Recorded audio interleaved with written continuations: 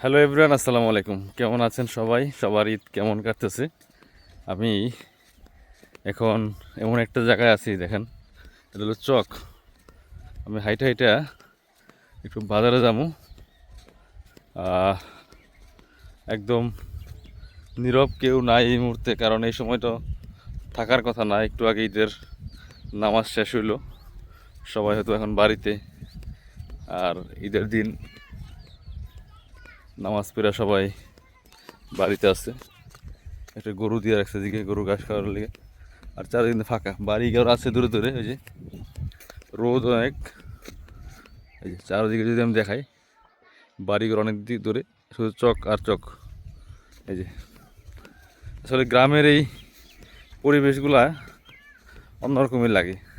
যদিও কিছু নাই, তবে এই প্রকৃতির যে সৌন্দর্য, প্রকৃতির যে মানে